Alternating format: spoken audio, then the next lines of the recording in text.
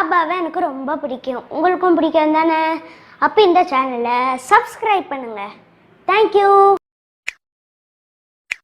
அல்லாஹ் மலை என் அன்பு குழந்தையே, உன் வழித்துணை சாயப்பா பேசுகிறேன். இன்று செவ்வாய்க்கிழமை. நீ வியாழக்கிழமைகளிலே என்னை வந்து தரிசிக்கிறாய். உனக்கு வியாழக்கிழமை மட்டும்தான் உனக்கு வெற்றிகளை தருவேன் என்று நினைக்காதே. இன்று செவ்வாய்க்கிழமை. இன்று கூட உன்னை நான் ஜெயிக்கவே வைப்பேன்.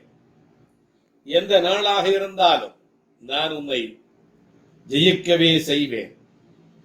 நீ இருந்தாலும் ஏன் இப்படி துவண்டு போய் இருக்கிறாய்?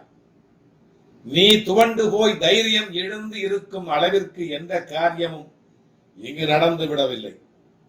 நீயே தோற்றுவிட்டது போல ஒரு பொய்யான எண்ணத்தை உருவாக்கி உனது நிம்மதியை தொலைத்துக் கொண்டிருக்கிறாய். நிம்மதி இல்லாமல் எப்படி நீ வாழ்வாய்? உன் நிம்மதியை விட வெற்றி தோல்வி என்பது பெரியது இல்லை. உன் நிம்மதியை தொலைக்கின்ற அளவிற்கு, தொலைத்துவிடும் அளவிற்கு ஒரு வெற்றியோ ஒரு தோல்வியோ அதை தூரமாக்கி விடு.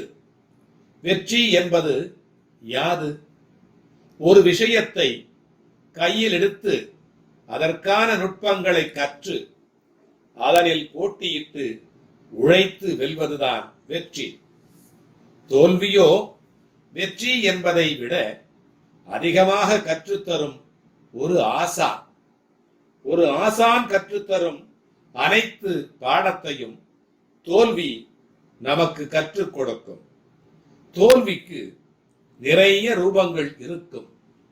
துரோகம், ஏமாற்றி வெல்வது என நிறைய விஷயங்கள் சேர்ந்துதான் உனக்கு தோல்விகள் வந்திருக்கும். அவைகள் உனக்கு கற்றுத்தரும் பாடமே வாழ்க்கையில் வெற்றியின் சாதனைகளாக உனக்கு அமையும். தோல்வியிலும் தனிமையிலும் கற்ற பாடம் குரு போதித்த பாடங்களுக்கு ஒப்பிட்டு கூறலாம். தோல்வி என்பது வேறு தற்காலிகமாக ஒன்றில் வெற்றி அடையாததே. ஒரு நிமிடத்திலே அடைந்து விடுவது அல்ல. ஒரு தற்காலிகமாக நடப்பதுதான் தோல்வி என்பது. ஆனால் நீ மேலும் முயற்சித்தால் வெற்றியை அடையலாம். தோல்வியில் முயலாமல் இருப்பதுதான் உண்மையான தோல்வியின் வீழ்ச்சி. இதை நீ புரிந்து கொள். உன் அப்பா உன்னை அந்த அளவிற்கு விடவே மாட்டேன். நேரத்தை குறிக்கும் கடிகாரத்தை பார்.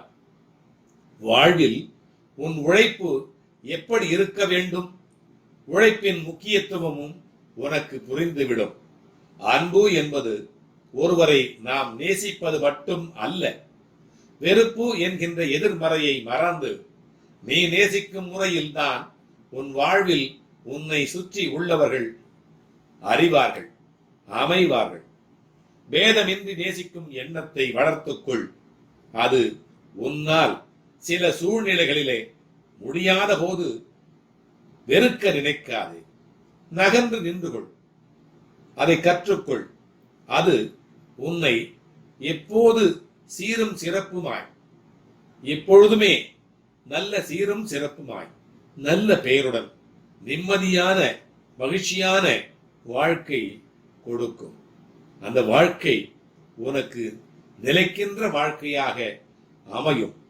அதையே நான் உனக்கு சொல்லுகிறேன், அமைத்தும் கொடுக்கிறேன். அல்லாஹ் மாலிக்.